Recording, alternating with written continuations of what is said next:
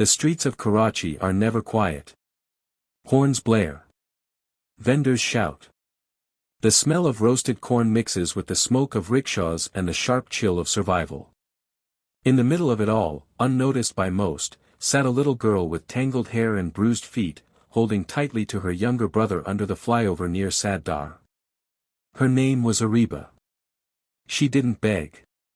She simply waited. Her large brown eyes searched the crowds, not for sympathy, but for something she couldn't name. Safety, perhaps. Or a chance. She didn't know. She had once had a home. She could still remember her mother's warm hands and the way her father carried her on his shoulders through the fields. But that was before the accident. One trip to attend a wedding in their ancestral village had taken away everything. Her parents never came back. No relative stepped forward. No social worker arrived. It was just her, and her 4-year-old brother Faizan, alone in a city that had no time for tears. At just 7 years old, Areeba had learned what it meant to be forgotten. They wandered through markets, slept under bridges, and lived off scraps. On good days, kind shopkeepers gave them leftover bread. On bad days, they drank water and told their stomachs to wait until tomorrow. Areeba always made sure Faizan ate first. She'd stroke his hair as he drifted to sleep and whisper stories their mother once told them. She hid her hunger behind a smile and her fear behind silence. Life became routine. Harsh, unforgiving, but predictable. That is, until one rainy evening changed everything. The sky had opened with fury. People dashed for shelter. Areeba stood outside a small tea stall, soaked and shivering, watching steam rise from freshly brewed chai. She didn't beg. She just stared. Inside, a man watched her through the fogged glass. His name was Mr. Kamal, a retired schoolteacher in his 60s who had come to the city for a brief visit. Something about the girl's posture, the quiet dignity in her stare, stirred something in him.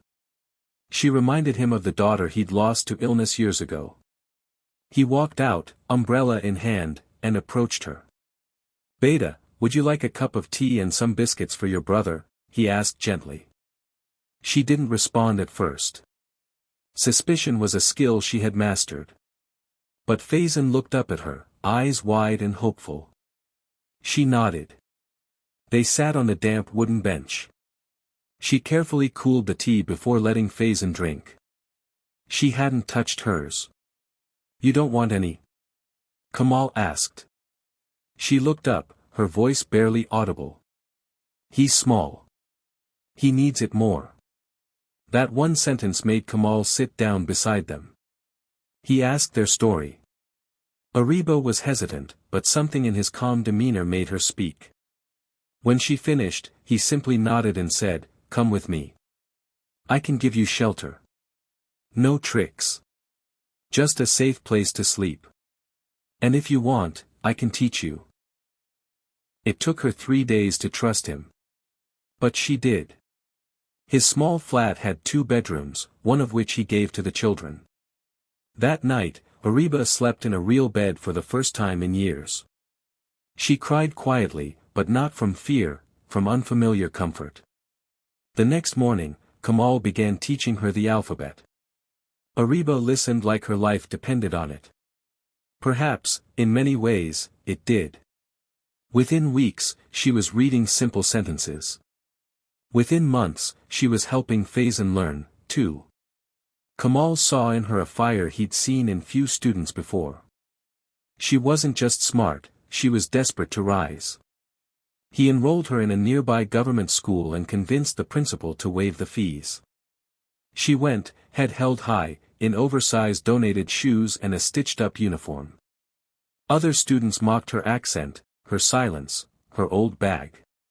But she didn't flinch. She wasn't there for approval. She was there for purpose. At home, she helped Kamal cook, clean, and read books he lent her. Every evening, she'd help Faizan with his writing. They had so little, but compared to the street, they had everything. When Areeba turned 15, she failed her first board exam.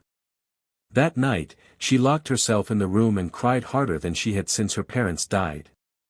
She wasn't afraid of failure, she was terrified of wasting Kamal's faith in her. He knocked on her door and simply said, "Beta, falling doesn't mean failing. Get back up." She did. The next year, she passed with flying colors. In college, she discovered computers. While others scrolled social media, she learned basic coding on borrowed computers. She watched tutorials at night, using headphones Kamal gifted her on her 17th birthday. She didn't understand most of the English at first, but she kept going. Logic didn't need language, it just needed resilience. She created a basic app as part of a college assignment, one that allowed street vendors to record daily earnings and expenses. Nothing fancy. Just numbers, saved day by day. One of her professors shared her idea on LinkedIn.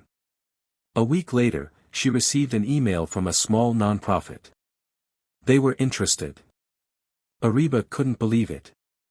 They tested her app in local markets. The feedback was positive.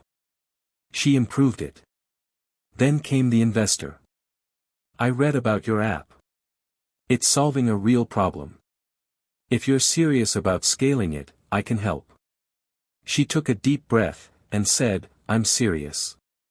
At age 22, Areeba registered her first startup. She named it Rasta, because she knew what it was like to be lost, and how badly people needed direction. She didn't hire fancy engineers. She trained girls from slums, former street kids, even domestic workers who wanted more. She taught them coding the way Kamal taught her, patiently, respectfully. Her first real office was a 2-room flat above a general store. Her first team was 5 people. Her first big contract was with a microfinance NGO who loved the idea of helping daily wage earners manage their money through an Urdu-based mobile app. The business grew. Slowly. Painfully. But it grew. Investors trickled in. Then media. Areeba didn't let the attention distract her. Every week, she visited shelters.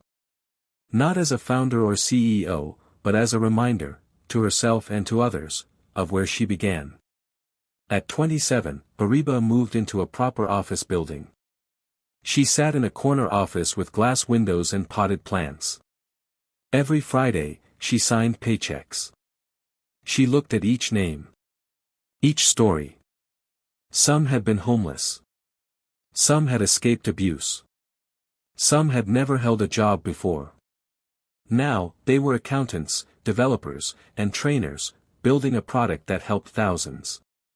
Faizan, now 24, was in his final year of medical college.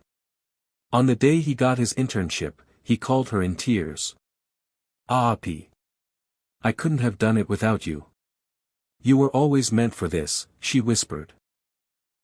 "I just made sure the world didn't get in your way." Areeba rarely spoke at conferences. But once, when asked to speak at a women's summit, she took the stage. Her opening lines silenced the room. "I'm not self-made. I'm tea-made. One man gave me a cup of tea, and didn't treat me like trash. That's where my journey began." Gasps turned into tears. She told the story. Not of her success. But of her fall. Her fear. Her hunger. And so, she concluded, when you see someone sitting on a footpath, don't assume they're lost. Maybe they're just waiting, for someone to see them. One winter morning, Areeba visited the old flyover. She walked up to the same wooden bench she once huddled on. In her hands, she held a small brass plaque. She screwed it into the wood and stood back. It read, "To the girl who once sat here, hungry. And to the one still sitting. Your day will come. Keep holding on." She looked around. The traffic still roared. Vendors still shouted. And under the noise, life went on. But somewhere in the crowd, maybe another girl sat, silent and unseen. And maybe, just maybe, someone would offer her a cup of tea, and a second chance. Areeba walked away without looking back. She had companies to lead, shelters to fund, and futures to build. But deep down, she would always be the girl who once slept hungry on a footpath, and now signed paychecks with the same hands that once reached out for crumbs.